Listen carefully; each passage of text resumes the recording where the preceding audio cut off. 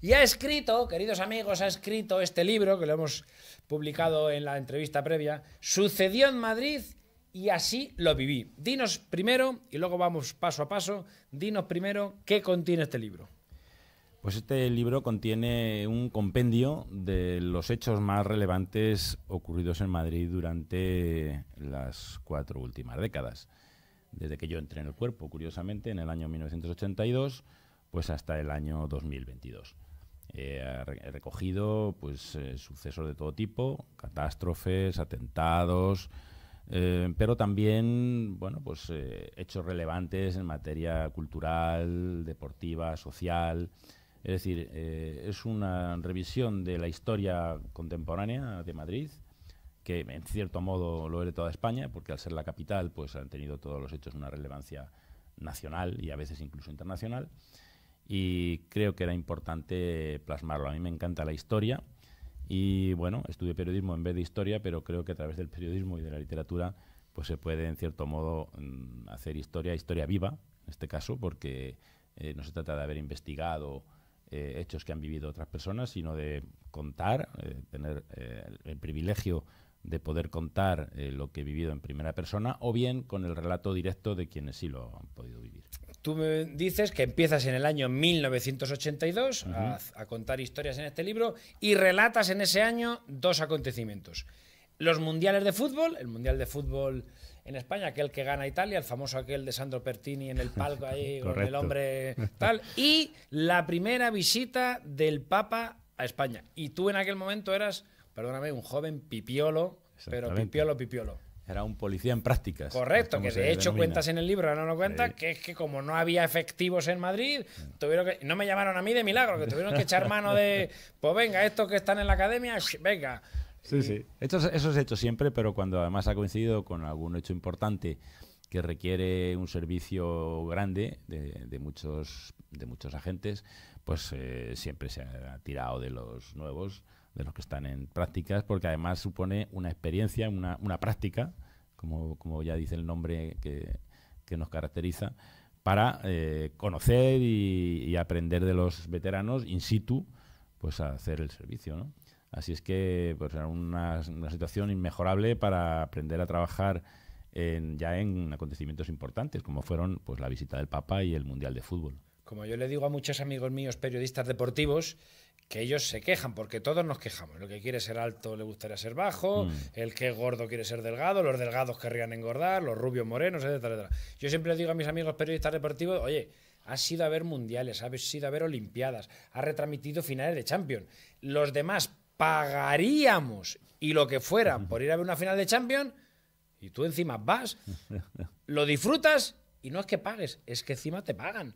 A ti, por ejemplo, que tú lo cuentas en el libro, el Mundial 82 y otros muchos acontecimientos los has podido vivir desde dentro cuando los demás mataríamos por estar dentro. Bueno, pero yo no lo vivía dentro del campo, lo vivía dentro del dispositivo, bueno, pues, que era estar en las inmediaciones. En mi caso estaba casi siempre en Concha Espina, ahí en el estacionamiento de autocares, en esa zona, y claro, oía cómo los demás cantaban los goles y hombre, en algún momento pasas un poco para echar un vistazo, pero evidentemente mientras te relevan, pero todo el tiempo estás fuera. Entonces, pero tú sabes, Antonio, que hay mucha gente, seguidores de equipos, que viajan a donde va a jugar su equipo a la final sin entrada, simplemente por estar allí un día, incluso a los alrededores del estadio, y luego se meten a verlo en un bar por ver el ambiente. Tú, sí. O sea, tú en muchos, en la boda de los Reyes, en el Mundial, en infinidad de acontecimientos, pues has estado ahí, en fin, aunque sea trabajando, pero has podido ver cosas que los demás o hemos visto por la tele o no hemos visto. Sí, eso es verdad. Pero también es cierto que he visto cosas que muchos no, en este caso no pagarían, sino pagarían por no haber estado, ¿no? Bueno, ahí llegaremos, ¿no? Pero a los bonitos y a los relevantes en cuanto a, pues eso, a trascendencia social y a divertimento, pues eso, conciertos, eventos deportivos, qué sé yo, pues todo eso sí es importante haber estado, ¿no? Bueno, pues uno de los últimos, pues el de la cumbre del clima, que fue ahí en IFEMA, que me tocó, porque además era el responsable del área norte, donde está IFEMA.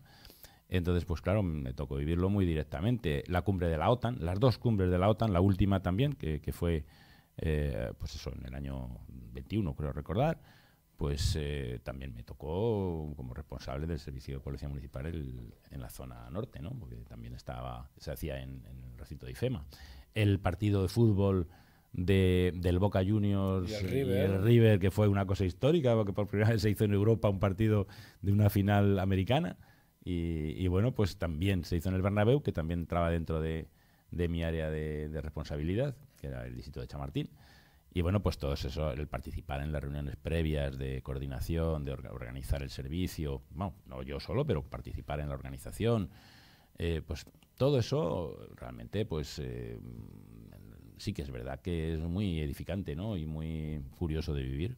En ese partido que hablas de Boca River, yo tuve la ocasión de ir y yo no he visto nunca un dispositivo como ese. Claro, claro. Yo entré por la parte de abajo y había un primer cordón de seguridad donde el puente de Raimundo Fernández Villaverde, donde está el nuevo ministerio, en el Corte Inglés, allí había un primer cordón y un segundo cordón casi llegando al Bernabéu, pero había que pasar 2 cordones y entre uno y otro, por supuesto, estaba el tráfico cortado. O sea, yo no he visto una cosa espectacular. Y luego salió... pero, o sea, como si hubiera sido un partido de juveniles. Bueno, juveniles no, que muchas veces que los padres se pegan. Salió todo perfecto, redondo, extraordinario en los alrededores y dentro del campo. Claro, es que, como tú has dicho, hubo un servicio sin precedentes, tanto de Policía Nacional como de Policía Municipal. Es que nos volcamos ahí con la seguridad, porque claro, teníamos... Precisamente se hacía en Europa, se hacía en España, porque en Argentina no se pudo hacer. No se pudo hacer porque hubo unos disturbios gravísimos previamente en 2 intentos que hubo de organizar el partido. Y por eso se trajo a España. Y claro, había que quedar bien, no podía ocurrir lo mismo que allí. Entonces, tanto los prolegómenos del partido como el desarrollo del propio encuentro, pues fue efectivamente bajo un refuerzo policial tremendo. Y los aficionados en la fanzone, me acuerdo que me decían, pero bueno, pero ¿por qué tanto policía? Pero si nosotros somos gente tranquila. Claro, evidentemente, los que armaron los alborotos allí en Buenos Aires no viajaron la mayoría. No se les dejó viajar. No se les dejó viajar. O no tenían posibilidades. Claro, la gente que vino, pues eran argentinos que vivían en España o en otros países europeos cercanos, o gente con posibles que normalmente pues no son tan broncas como los que armaron los disturbios en Buenos Aires. Vamos a empezar por el principio. Tú llegaste de Extremera a Madrid el año que ETA mata a Carrero Blanco. Sí, el año... Tú vivías en Extremera 73. Y os trasladáis la familia a vivir aquí. Efectivamente. Y aquel año pues tuve digamos, el primer gran suceso importante, ¿no? Ocurrido en la ciudad. Evidentemente yo no era policía todavía, yo era un simple estudiante, pero claro, creí que importante en el preámbulo del libro pues narrar todo eso, ¿no? Porque fue una coincidencia. En la calle Claudio Cuello pues se produjo el atentado aquel, que curiosamente es la calle donde yo nací. Tú te incorporas, tu primer destino es policía de barrio, que es como empiezan todos los policías, y ahí vas ascendiendo. Pero tu primer destino, policía de barrio. Bueno, no todos los policías empezaron con ese primer destino, porque realmente mi promoción, la número 29 del año 82, fue la que estrenó ese modelo de policía de barrio en Madrid y en España, que luego fue pues, replicado con otros conceptos como policía de proximidad, policía comunitaria. Pero en la primera denominación, que estaba además inspirada en la figura del bobby británico, pues era la de policía de barrio. Y los componentes de esa promoción 29, pues fuimos los pioneros o los conejillos de Indias, como quieras llamarlo, para poner en práctica aquel plan de policía de barrio. Que luego no fue realmente, no cuajó porque en una ciudad como Madrid, que es una capital de un país con tantos eventos sociales, con tantas visitas de presidentes de otros países, con desplazamientos del rey, del presidente del gobierno, con manifestaciones, con ese tipo de, de acontecimientos un día sí y otro también, pues es muy difícil mantener a los policías en un mismo barrio, porque continuamente pues, es necesario pues, reforzar el servicio extraordinario que se monta con motivo de esos eventos. Entonces, continuamente estábamos desplazándonos pues para cubrir carrera en un desplazamiento del presidente de China o por una manifestación, o incluso reforzando el servicio de seguridad que teníamos en zonas de viviendas de militares, porque en una época de muchos atentados terroristas, y Policía Municipal también pues puso su granito de arena en la vigilancia de las zonas militares. Y precisamente yo recuerdo que íbamos solos, entonces todavía se podían nuestras autoridades y nuestros mandos permitir el poner un policía solo en un sitio peligroso. Eso nadie lo sabe y yo lo cuento en el libro, porque realmente hemos vivido un cierto riesgo ahí. Yo leyendo tu libro, Antonio, digo, joder, yo me siento joven, creo que soy joven, pero me di cuenta de, ostras, ya soy mayorcito, ¿eh? Pues es que yo he conocido los serenos. Yo he conocido los serenos. Yo, no se me olvidará, no sé por qué tengo grabado en la memoria, no sé por qué, porque no fue nada traumático, pero no sé por qué. Llegar un día, mis padres vivían y viven en el barrio de Hortaleza, en el Parque de Santa María, y recuerdo llegar una noche a casa, tampoco tarde, sería a las 11, las 12, y mi padre, no sé si se le olvidó la llave, las perdió, no lo sé, y recuerdo en el silencio de la noche, un silencio que ahora ya no existe porque Madrid es una ciudad en ebullición las 24 horas del día, mi padre dar palmas, claro. Y venir el sereno, el señor con su gorrita de plato, su abrigo, la llave. Yo cuando leo el libro y veo que tú aquí hablas de la desaparición de los serenos, digo, joder, con lo jovencito que soy yo, pero no soy tan jovencito, porque es que esto de los serenos lo he vivido yo. Sí, y yo también, aunque cuando desaparecieron yo todavía era joven, de hecho pues no tuve que recurrir a las palmadas, aunque sí que es verdad que una noche me acuerdo que sonó el telefonillo y era el sereno para avisar a mi padre de que habían intentado abrirle el coche. Y bueno, pues yo con los serenos, como digo, no llegué a disfrutar de sus servicios, pero sí he llegado a conocerlos y a patrullar con ellos, porque cuando desaparecieron los serenos se integraron en la plantilla de Policía Municipal bajo la figura de auxiliares de policía, vigilantes nocturnos. Y bueno, pues patrullábamos con ellos, sobre todo en las prácticas que hacíamos en los primeros meses en el distrito. Y luego pues tuve la suerte de conocer a varios de ellos, personas entrañables, muy buena gente, que me contaron pues sus historias, sus anécdotas, sus aventuras. Y con todo ello saqué otro libro, también publicado con la misma editorial, con la librería, que se titulaba Las 12 en punto y sereno. Ahí sí que, bueno, pues me explayo contando todo esto, ¿no?, sobre los serenos. Lo que pasa es que, bueno, en este libro pues también consideré interesante hacer una mención de ellos y del momento en que desaparecieron y cómo se integraron en la policía y bueno, y aquella experiencia de patrullar con ellos. Madrid hubo una época en la que estaba llena de Scalestri y algunos los han quitado hace poco, concretamente el último en Joaquín Costa. Sí. Pero mis abuelos vivían en la Ronda de Toledo, en pleno Rastro, y el Scalestri primero que se quitó, que fue el de Atocha, ya hace muchísimos años también, ese también le viví yo. Entonces, según estaba leyendo tu libro, digo, joder, que es que se refrenda, que es que yo soy muy mayor, que es que yo he conocido aquí todas las historias estas que Antonio cuenta en el libro. Claro, y es que además ese momento del desmontaje del Scalestri de Atocha, el primer día que empezó el servicio policial para garantizar la seguridad de las obras de demolición, pues a mí me tocó estar allí, en la confluencia del Paseo de las Delicias con la plaza de Carlos V. Con la glorieta Carlos V, que era un lugar donde habitualmente yo prestaba servicio de circulación por las mañanas cuando estaba destinado en el distrito de Arganzuela, que es al que pertenece ese enclave, ¿no? O sea que tengo también el privilegio de haber estado justo en el primer día del desmontaje del primero de los Scalestri que se desmontaron en Madrid, que luego vinieron otros, pues precisamente el de Cuatro Caminos, el de Santa María de la Cabeza. También, y el último yo creo que ha sido el de Joaquín Costa, Joaquín Costa, ¿no? Sí. Esa ha sido hace poco, esa ha sido hace 4 o 5 años. Recientemente. Muy reciente. Y yo creo que ya no queda ningún Scalestri más en Madrid. Pues yo creo que no. Yo no recuerdo. Que luego vas a muchas capitales europeas y ahí los Scalestri incluso los construyen y es que es una manera de diversificar el tráfico por arriba y por abajo. Muchísimas capitales europeas. No, y americanas y en México, por ejemplo. En Dubái están hechas las autovías dobles por arriba y por abajo. En México hay una autopista de circulación que discurre elevada como tipo Scalestri. Sí, Dubái es una ciudad que se ha hecho hace 4 días y tienen por arriba y por abajo, precisamente es una manera de distribuir el tráfico en dos carriles, por arriba y por abajo. Pero bueno, además, ya sabes que aquí pues de pronto pues, a alguien se le ocurre que eso molesta y estorba, que es posible que en algún caso sí, sobre todo cuando están en sitios tan céntricos, ruido, humos y demás.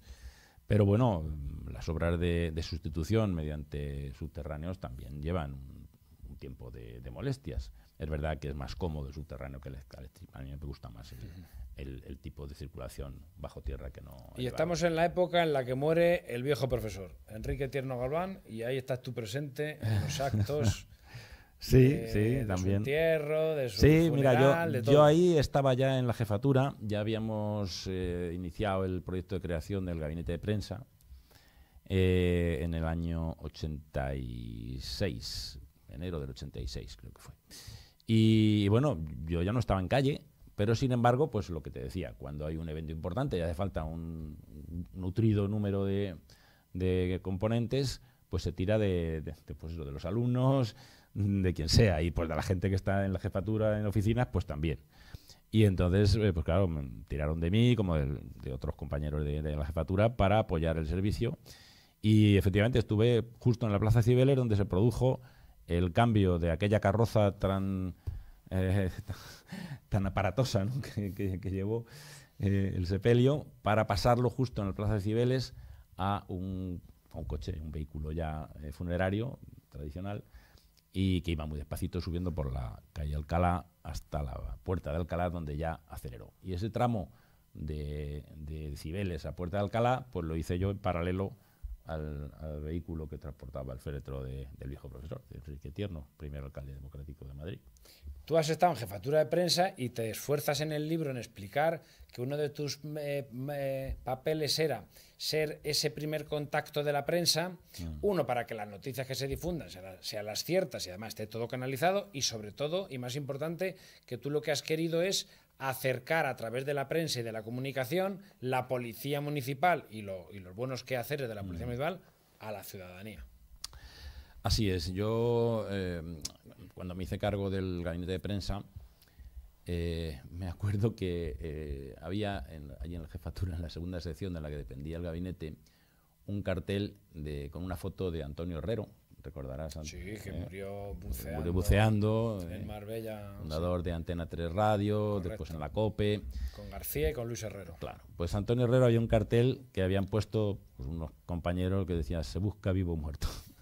Porque nos tenían una fijación, eran críticas constantes. Y bueno, y otra cosa con la que me encontré era que el jefe del cuerpo, que se llamaba Francisco Javier Lobo, un militar, tenía por costumbre enviar una carta a aquel periodista que criticaba a la policía con un papelito que decía: no dejes que la verdad te arruine un buen reportaje. A mí me parecía que todos Una frase mítica en periodismo, eso. Sí, claro, pero bueno, a ver, yo pensé que eso no solucionaba de luego el conflicto o las diferencias que había entre los policías y los periodistas. Y lo cual pues transmitía, se traducía en una mala relación y en una mala imagen de la policía entre el ciudadano, porque el periodista, bueno, pues si no le das información y encima le criticas y le reprendes, pues no vas a conseguir que hable bien de ti. Lógico. Y si no habla bien de ti, pues la ciudadanía va a tener una mala imagen de ti.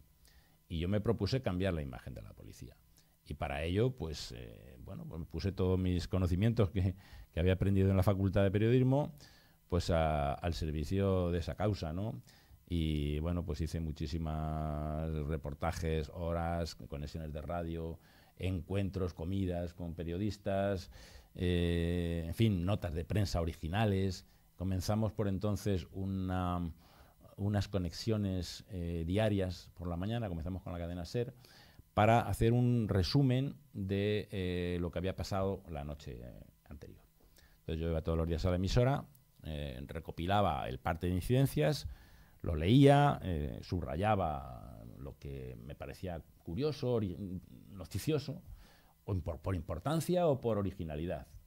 Y entonces, bueno, pues me hacía una chuletita, un resumen, y pues lo soltaba primero en la cadena SER, como te digo, y luego, pues visto el éxito, todas las emisoras quisieron apuntarse al carro, subirse al carro, y al final, pues entrábamos en todas las emisoras de radio de la mañana durante un minuto más o menos, haciendo ese resumen de lo que había pasado en Madrid. Y la verdad es que era muy valorado. Y ahí empezamos ya relacionándonos con los periodistas, empezamos a hacer notas de prensa, que tampoco se hacían notas de prensa. Bueno, pues aquello fue un camino importante, duro, pero creo que abrimos una brecha y conseguimos acercar la imagen de la policía a los ciudadanos. No sé si con éxito o no, yo quiero creer que sí. Y bueno, pues ahí está esa labor. Una de las primeras desgracias que vives y que sufres es el incendio de Alcalá 20. Aquello fue terrible. Tú no estabas trabajando, tú estabas en casa y ahí tú vives, que lo cuentas en el libro, que algunas son de primera mano y otras son que te han contado. Claro, no puedes estar en todo. Por eso, y entonces tú el caso de Alcalá 20 lo vives por los compañeros que vienen de estar toda la noche trabajando y que cuando vais a hacer el relevo te cuentan que aquello era dramático y dantesco. Claro, no solamente me cuentan, sino que lo veo. Les veo cómo vienen, les veo que llegan con el uniforme sucio, con un pañuelo anudado al cuello lleno de tizne, de haberse tapado la boca para respirar en el interior de la discoteca incendiada, con el humo. Vienen destrozados, hundidos, tristes por no haber podido rescatar a todo el mundo, pero en algún caso orgullosos y contentos por haber ayudado a salir a algunas personas, haberles salvado la vida. La verdad es que aquella mañana fue terrible, ¿no? Yo lo recuerdo y bueno, pues les recuerdo a ellos, recuerdo sus caras, recuerdo, ya te digo, su indumentaria, cómo venían y su relato, que es lo que yo cuento en ese apartado, en ese capítulo, porque yo ahí no estuve, ya digo, yo estaba en turno de mañana y no estuve, no puedes estar en todo, pero evidentemente sí que hay una cercanía con la gente que ha estado en todo. Luego tú cuentas muchos siniestros y catástrofes, como por ejemplo fue el incendio del Windsor, que este es más reciente, o el incendio del Palacio de los Deportes, que es un poco más intermedio. En el del Windsor tampoco estuve, lo vi por televisión, pero sí que es verdad que... ¿Tú también viste la figurita que todavía hoy no se ha sabido? Sí, la vi, pero... No se ha conseguido saber si aquello era un reflejo, si era de verdad una persona... un fantasma... Nunca se ha sabido por qué aquello prendió fuego, rumores muchos, que si había información privilegiada, que si había información confidencial, que si fue provocada, que si no fue provocado... La verdad es que son de esos casos que además misterios sin resolver, que nunca se ha sabido lo que ha pasado ahí. Es verdad que yo quedo un poco ahí en el aire, ¿no? Ese misterio, aquella figura, pero sí que es verdad que tenía su aura de intriga, ¿no? Ahí no estuve, pero como digo, pues yo siempre me he documentado y he preguntado y me he informado de lo que pasó. El del Palacio de los Deportes sí, el Palacio de los Deportes sí que acudí. Porque era por la mañana, unos trabajos que estaban haciendo y sí que acudí. Un chipazo, fíjate la que salió, pues como en la Catedral de Notre Dame, una cosa parecida, igual. Exactamente igual. Pues ahí sí estuvimos y en muchos otros incendios, como el de Almacenes Arias, que también ahí fue bastante dramático. Sí, y el derrumbe de la marquesina del cine Bilbao. De repente estás esperando para entrar al cine y se te cae y mueren allí 2 personas. Sí. Yo no estaba esperando para entrar al cine, sino que estaba haciendo un curso precisamente de telegenia que nos daba el ayuntamiento a los del gabinete de prensa, ¿no?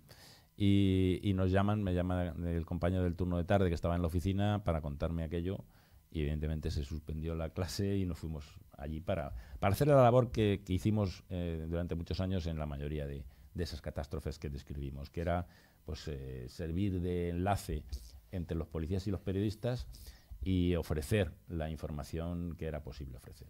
Sucedió en Madrid y así lo viví. Del Mundial 82 al coronavirus, 40 años de eventos y catástrofes. Ediciones La Librería. Nos vamos un minuto solo a publicidad, vamos a ver si también vendemos, aparte de vender el libro de Antonio, vamos a ver si vendemos algo más en el programa. Y en nada, 40 segundos y estamos de vuelta. Nueva temporada, nueva colección. Paco Cecilio es Moda Hombre, una moda llena de color, de tejidos frescos para ir cómodo y elegante. Visita nuestra tienda online y mira lo que te guste y lo que te vaya mejor. pacocecilio.com y tiendas en Centro Comercial Parque Corredor en Torrejón de Ardoz y Centro Comercial La Dehesa en Alcalá de Henares, Madrid. Los hombres también hacen volver la mirada. Paco Cecilio.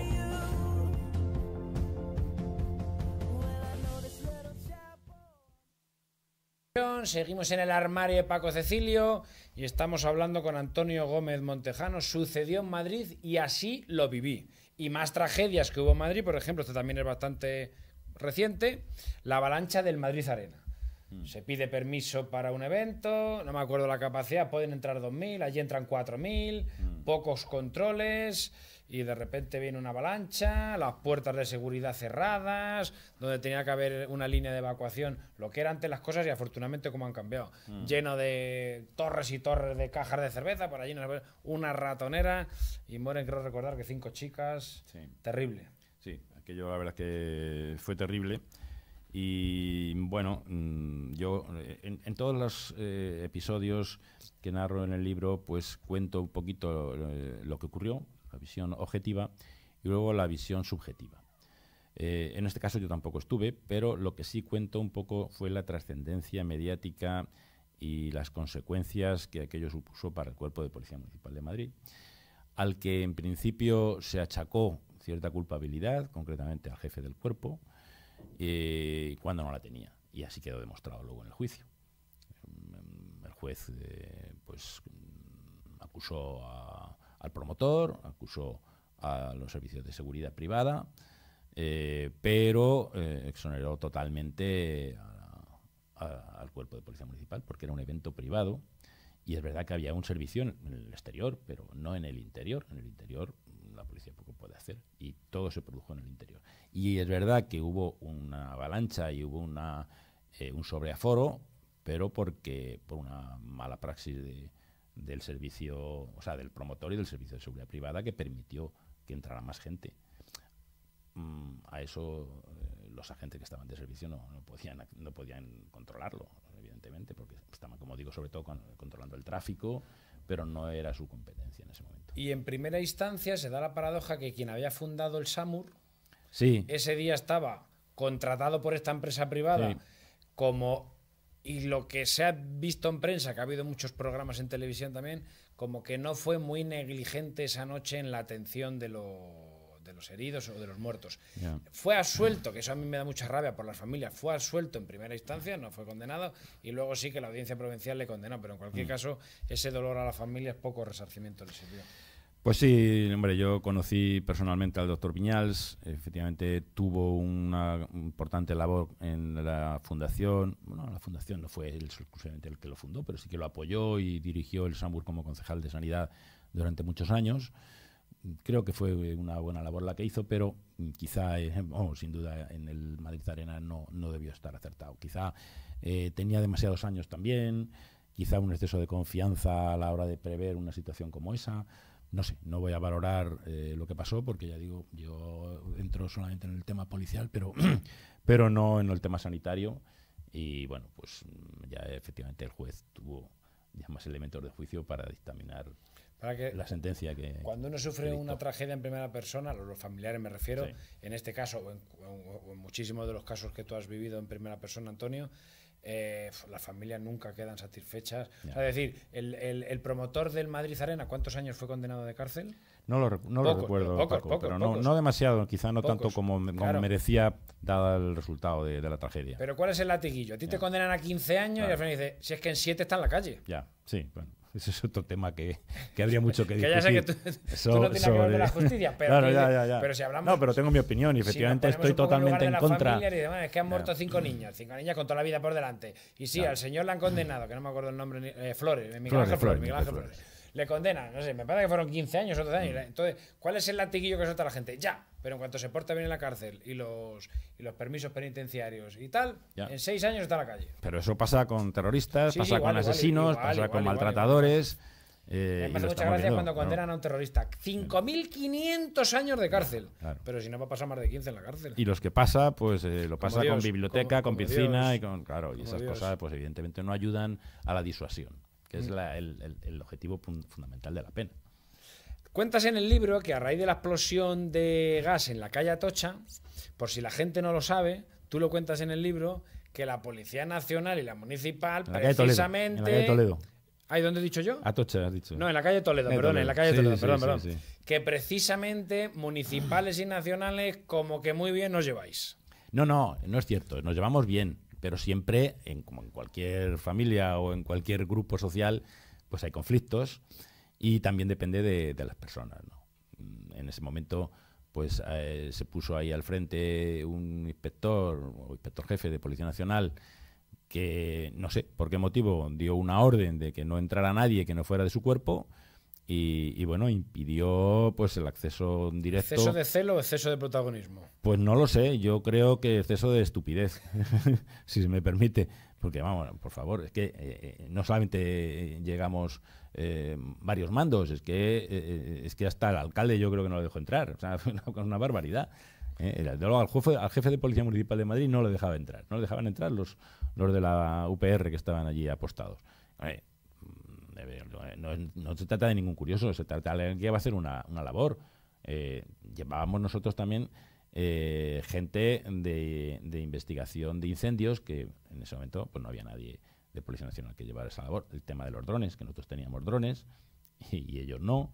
Y claro, no nos dejaban entrar para sobrevolar con los drones y ver la situación de la catástrofe y bueno, aportar pruebas a bomberos con posterioridad. O sea, son estupideces que no dicen nada a favor de la coordinación y la colaboración policial que tiene que preponderar siempre y que de hecho ocurre que en general hay una buena relación. Pero claro, como digo, somos humanos y hay personas, no solamente en Policía Nacional, quizá a veces también en nuestro propio cuerpo o en otros cuerpos, en la Guardia Civil, en todos, hay personas que no llegan a entenderlo o no llegan a asimilarlo bien y no se caracterizan por haber facilitado el trabajo. Pero no sé si en el caso este de la calle de Toledo es una excepción, porque desde luego yo he visto programas, a mí me gustan mucho estos temas y me gusta mucho leer libros de este tipo y me gusta mucho ver en la tele muchos programas de estos de investigación. Sí. Y no es la primera vez, y yo creo que es una práctica más o menos, si no continua, si hay ciertamente habitual, que en una misma investigación de un asesinato, de un secuestro, de un no sé qué, no hay coordinación ni se llevan bien Guardia Civil con Policía Nacional o con Policía Municipal, y que muchas veces ha habido entorpecimiento de investigaciones donde el que ha salido favorecido es el delincuente o el asesino o el malhechor. Sí, yo siempre he sido muy crítico con el sistema policial, que no me gusta llamarlo modelo porque no es modélico, siempre lo digo, pero siempre he sido muy crítico con el sistema policial español. Porque, a ver, no se trata de que haya demasiados cuerpos, que también, sino que los que están trabajando a veces coinciden en las competencias. La ley de Fuerzas y Cuerpos de Seguridad que se hizo en el año 86 ya queda muy atrás, necesitaría una reforma, una revisión, pero en cualquier caso el hecho de, como tú decías, a veces el exceso de celo, de protagonismo, de asumir todo tipo de competencias, pues a veces no clarifica o no diferencia las de unos y las de otros. Y se dan esas circunstancias y se dan una duplicidad en inversiones, por ejemplo, de que dos mismos cuerpos nacionales pues tienen una duplicidad en laboratorios de investigación, o sea, de ADN, por ejemplo, que es un doble gasto al Estado, de aparatos muy costosos. Bueno, si nos metemos, Antonio, claro, pero si bueno, nos metemos en gastos tontos pero por irte a la operativa de calle, Paco, o sea, es muy común que en un simple, yo qué sé, un árbol que se cae o un incendio de poca trascendencia o, en fin, cualquier evento, cualquier suceso leve, encontramos ahí una patrulla de Policía Municipal y también una de Nacional, que han acudido ahí porque no se han coordinado, porque no sabían que estaban los otros, porque un ciudadano llama al 091, otro al 092, o al 112, entonces, claro, cada cuerpo manda su patrulla y hay una duplicidad. Cuando es una cosa leve, que con que hubiera un cuerpo solo sería suficiente.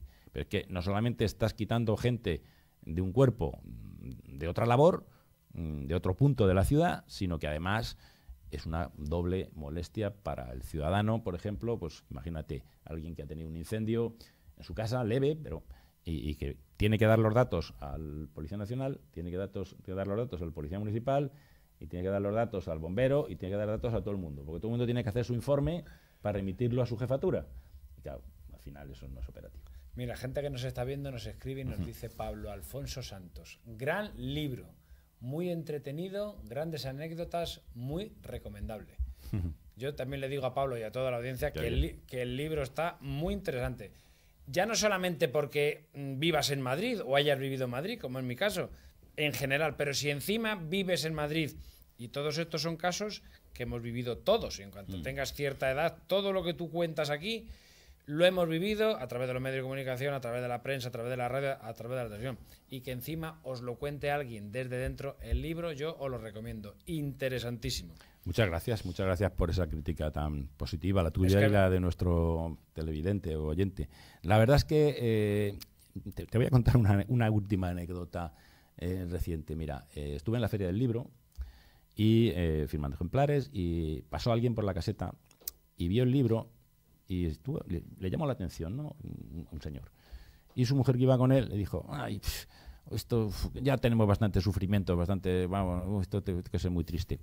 A ver, el libro evidentemente cuenta catástrofe, cuenta sucesos, pero es que es la historia. Es la historia, es que es nuestra historia. Es verdad que teníamos antes un periódico que era El Caso, que se vendía muchísimo. Hay gente que tiene morbo, pero no es ya por el morbo y por el hecho de que atraigan o no las catástrofes, o dejen de atraer. Es que esto es historia y se ha vivido. Y además te digo una cosa, yo no me recreo en el drama. El caso era muy sensacionalista, claro, sí. Y tú lo cuentas todo con mucha delicadeza.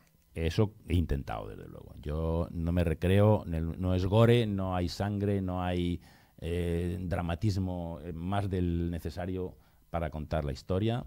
Y creo que es un objetivo y, vamos, desde mi punto de vista, y espero que el del resto de televidentes o lectores, pues llegue a ser interesante. Y hablando de sangre, y va avanzando el tiempo y se nos acaba el programa, hablando de sangre, llega el momento, esto sí que es dramático, sí. Dramático en la vida, en la sociedad, y para expresarlo y plasmarlo en un libro, que es Los atentados terroristas.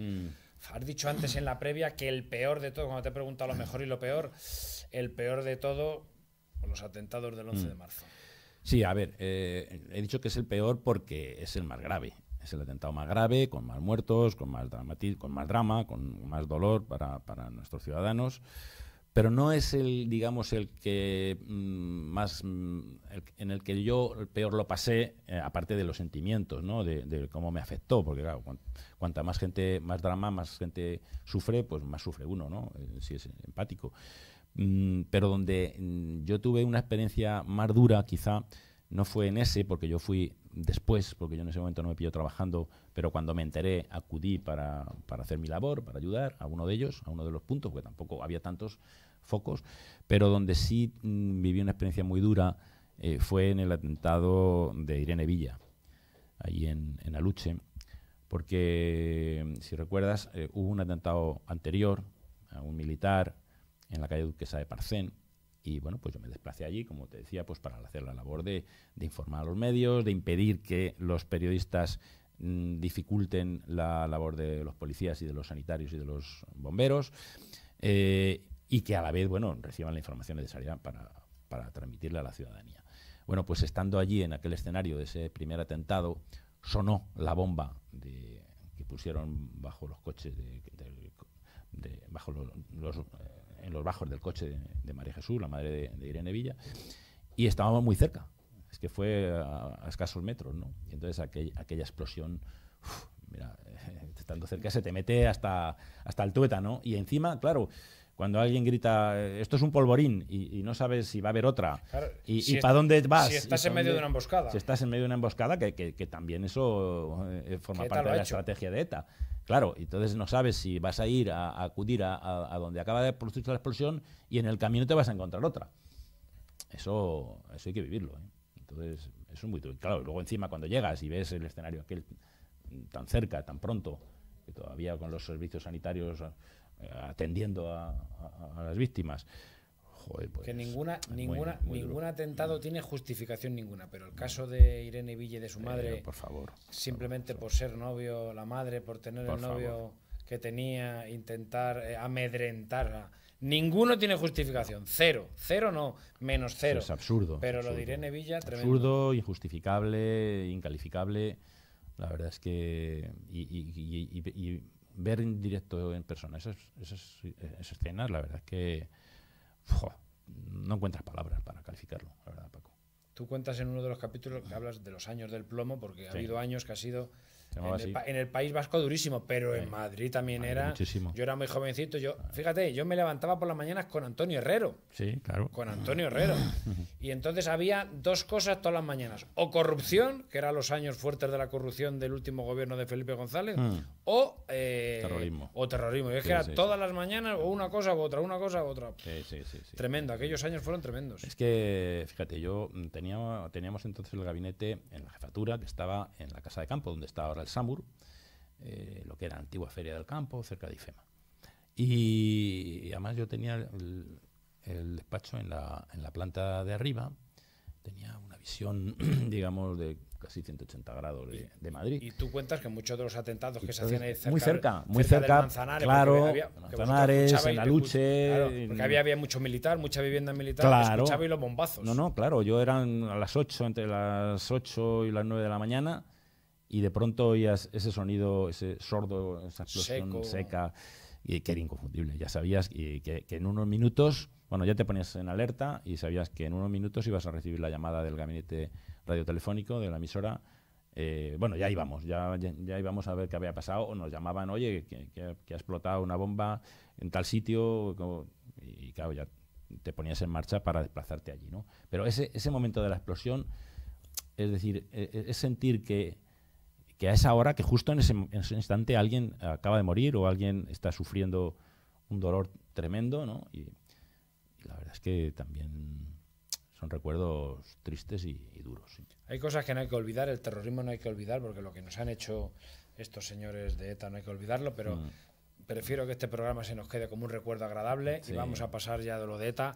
Vamos a dejar el terrorismo. Sí, porque te digo una cosa, el libro me costó escribirlo, sobre todo esa parte, ¿no? Yo lo interrumpí porque me veía incapaz de proseguir porque los recuerdos me hacían mucho daño. Entonces tuve que parar un tiempo y luego coger fuerzas para seguir adelante, y estuve a punto de aparcarlo definitivamente, porque me costaba mucho contarlo. Empezando por el final, los dos últimos acontecimientos que cuentas en el libro es la Filomena y la pandemia. Sí, porque son los más recientes. La Filomena fue una nevada que cayó aquí en Madrid, de repente un 7 de enero, a mí no se me olvidará, por cuestiones mías profesionales, no se me olvidará, que hubo gente que estuvo 10 días sin poder salir de casa porque la nieve le llegaba hasta la altura de la rodilla, calles de esas que de repente son sombrías, que no da el sol, y en pleno mes de enero, y los coches con nieve que no se podían ni mover las ruedas. Aquello fue tremendo. Y lo de la pandemia ya, ni te cuento. O sea, era una cosa impensable. Yo en mis tiendas me acuerdo que el viernes, a nosotros nos confinaron un sábado. Yo me acuerdo que el viernes, que ya era un clamor popular y social lo que iba a pasar, yo me acuerdo que llamé a la encargada mía para decirle que ese viernes, bueno, llamamos a todas las vendedoras que iban de camino para que se dieran la vuelta, les comunicamos que no abríamos y que no íbamos a abrir ni viernes ni sábado, para ver si esto se bajaba, se calmaba, se pasaba esta tal. Y yo me acuerdo que colgué el teléfono con mi encargada y casi me puse a llorar y dije, 2 días las tiendas cerradas, un drama, esto es la ruina. Y luego estuvimos 3 meses. Ya ves. 24 horas más tarde nos confinaron. Sí. Tremendo. Claro, pues ese es, digamos, que es el cierre del libro, esa pandemia que marcó nuestras vidas, y que yo describo además desde un doble punto de vista, como afectado y como policía, ¿no? Porque, como puedes imaginar, los policías que están al servicio, están en la calle en contacto con los ciudadanos enfermos y con todo tipo de gente, y haciendo pruebas de alcoholemia y pruebas de todo tipo, pues evidentemente son los primeros en contagiarse. Y yo, aunque no estaba en la calle, porque yo ya era mando, pero sí que estaba en contacto con los policías que sí estaban en la calle. Claro. Y entonces pues fui uno de los primeros en sufrir la enfermedad, y además de forma grave. Estuve hospitalizado, no en la UBI, pero sí que estuve, en fin, pues varios días en el hospital, una semana, y luego en casa pues también mucho tiempo reponiéndome. Y luego cuando me repuse, pues fue cuando la primera ola, todo esto de las olas, que además ya, pues evidentemente el servicio estaba ya coordinado, pero sí que nos obligaba a una planificación exhaustiva, compleja.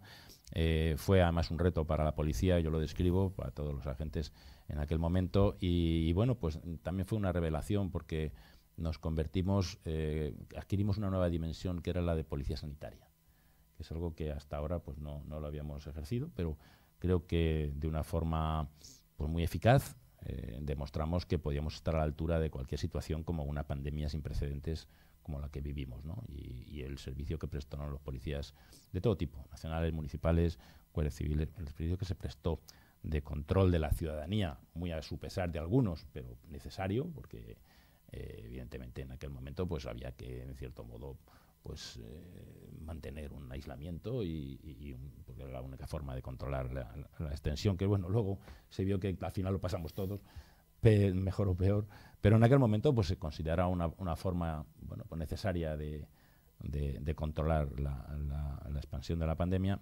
y creo que en este caso Policía Municipal estuvo a la altura de las circunstancias, y lo hizo muy bien. Estamos celebrando los 20 años de la boda de los reyes actuales. De aquel día de la boda, ¿te acuerdas del vestido de la novia o de la tromba de agua que cayó? De las dos cosas. Sobre todo de la tromba de agua. Por eso, porque La tromba de pobre agua. novia, Sí, pobre sí, novia, porque ese día las protagonistas son las mujeres, Sí. encima una ciudadana normal, una persona como tú y como yo, que de repente va a ser, vamos, princesa, Sí. va a terminar siendo reina, y que el día de su boda la gente se acuerde más de la chupa de agua que cayó que casi del vestido. Sí, la verdad que estas cosas, bueno, pues ya se sabe, ¿no? Además que fue salir el de... tiempo- Iban a salir justo de la Almudena y empezó a ahí caer... con el paraguas. Además que no cayeron 2 gotas, es que aquello fue el diluvio universal. Sí, sí, sí. Fue una sí, manera sí. como que el destino no estaba de acuerdo con aquella boda, de que el rey se casara con una plebeya. Bueno, son cosas que pasan. Yo me acuerdo que en la comunión de mi hija, pues también También cayó llovió. el diluvio universal y tuvimos que apañarnos después de haber buscado un sitio con columpio para los niños y tal, y tuvimos que estar dentro. A cubierto y, todos. Cubierto todos. Son cosas, y era el mes de mayo, pero bueno, son cosas que pasan.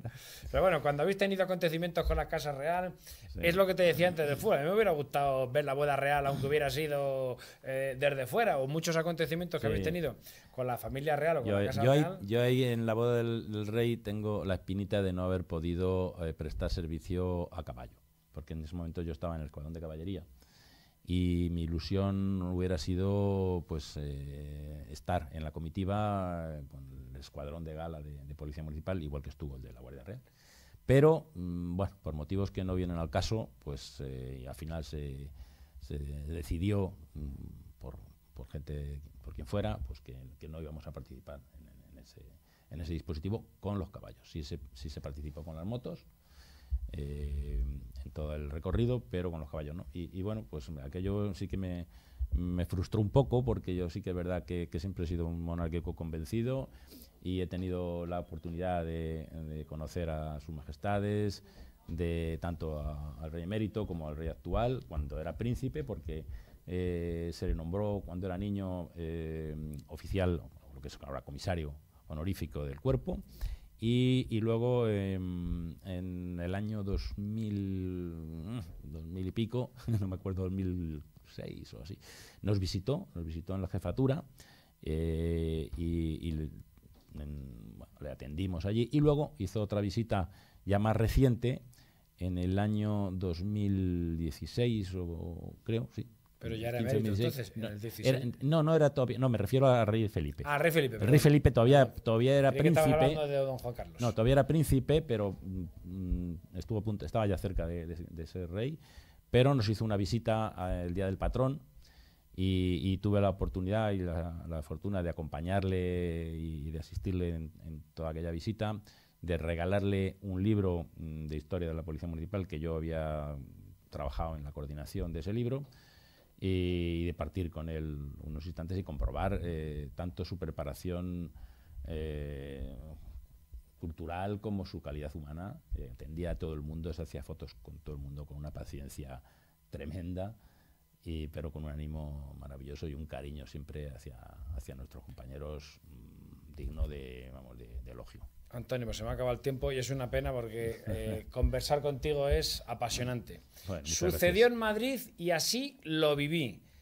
Edición en la librería, del Mundial al coronavirus, 40 años de eventos y catástrofes. Dinos para despedirnos, Antonio, dónde se puede comprar este libro y cuánto cuesta. Y le voy a decir a los oyentes y a los telespectadores lo mismo que le digo todas las semanas que viene aquí a presentar un libro. El libro costará más o menos 20 euros, ¿no? 15 euros. 15 euros, mejor me lo pones, 15 euros.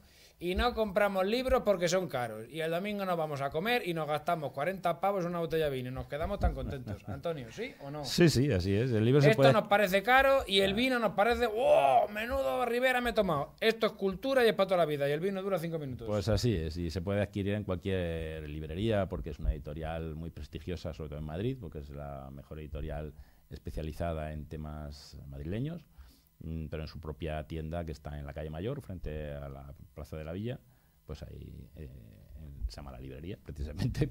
Ahí se puede encontrar sin problema ninguno. Pues menos maquinitas, menos redes sociales, Ania, menos TikTok, menos no sé qué y más leer, porque esto vale muy barato y enseña mucho. Antonio Gómez Montejano, muchísimas gracias por la visita al armario de Paco Cecilio. Muchas gracias, Paco. Ha sido un placer estar aquí departiendo contigo sobre el placer ha sido nuestro. Y todos vosotros ya sabéis, el martes que viene tendremos nueva historia. Así que no lo perdáis. Click Radio Televisión, 138 emisoras FM asociadas, cadenas de televisión TDT a lo largo de la geografía nacional y los podcasts. Os esperamos el martes que viene. Un saludo de tu amigo Paco Cecilio.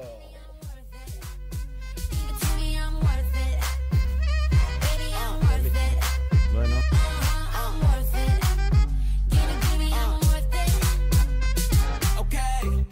Bring it back like she loves some.